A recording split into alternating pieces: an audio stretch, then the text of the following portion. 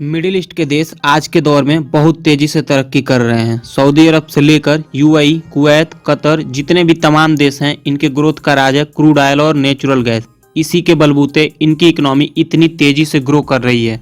आप जो middle east के देशों में इंफ्रास्ट्रक्चर देख रहे हैं, ऊंची बिल्डिंग देख रहे हैं, ये सब क्रूड ऑयल व नेचुरल गैस के एक्सपोर्ट करने से ही आ रहा है। और इस पूरी दुनिया का 50% ऑयल और गैस का रिजर्व इन्हीं देशों के पास है। अगर इन देशों के पास क्रूड ऑयल व गैस नहीं होता तो आज की डेट में इनकी भी हालात किसी अफ्रीकन देशों से भी बदतर होती, क्योंकि इनकी जीडीपी का 50 से 60% और किन्हीं किन्हीं देशों का 70% हिस्सा क्रूड ऑयल व गैस के सेल्स पर ही बेस्ड है। लेकिन आने वाले समय में ये ज़्यादा देर तक नहीं चलने वाली है, क्योंकि मिडिल ईस्ट के ऑयल प्रोड्यूस करने वाले देश प्रोडक्शन में कट करके क्रूड ऑयल व नेचुरल गैस के प्राइस जिस तेजी से बढ़ाते जा रहे हैं, उसकी वजह से अब दुनिया के सब देश क्रूड ऑयल व नेचुरल गैस के अल्टरनेटिव के ऊपर शिफ्ट होने के लिए बहुत तेजी से रिसर्च व डेवलपमेंट कर रहे हैं। क्रूड ऑयल के विकल्प के रूप में दो ऑप्शन बहुत ही प्रॉमिसिंग लग रहे हैं। एक तो इलेक्ट्रॉनिक बैटरी और दूसरा हाइड्रोजन फ्यूल।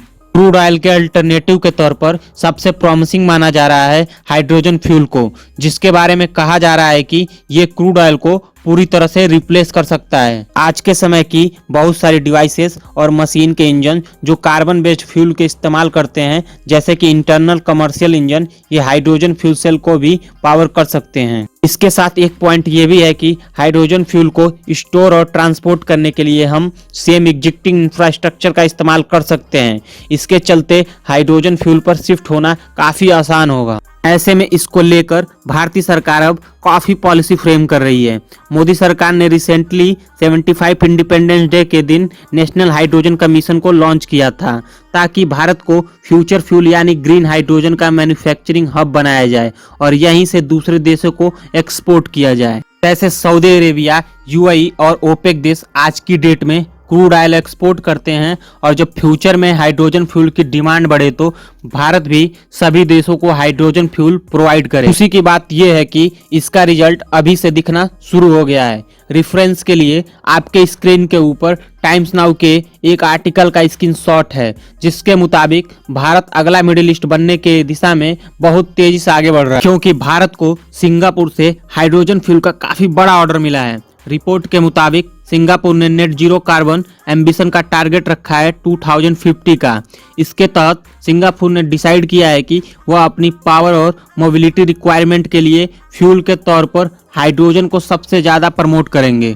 हुआ ये कि साउथ एशिया के इस पूरे रीजन में ग्रीन हाइड्रोजन के ऊपर बेस्ट टेक्नोलॉजी को डेवलप करने में भारत ही सबसे आगे है।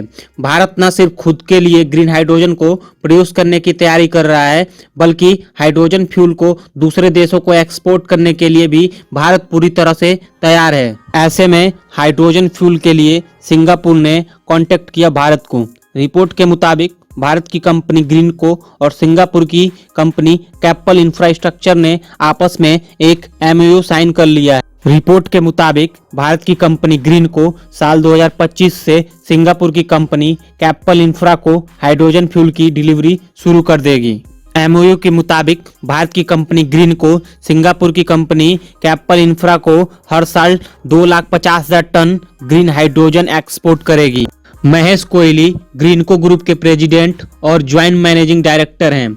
उनका कहना है कि ग्रीन हाइड्रोजन के स्टोरेज के लिए देश भर में इंफ्रास्ट्रक्चर खड़ा करने के लिए ग्रीनको पूरे भारत में $5 बिलियन की इन्वेस्टमेंट करने वाली है। भारत की कंपनी ग्रीनको जिस तेजी से सक्सेसफुल हो रही है, वो भारत को ग्लोबल हाइड्रोजन फ्यूल के मार्केट में बहुत ही बड़ी बढ़त हासिल करने में मदद करेगी।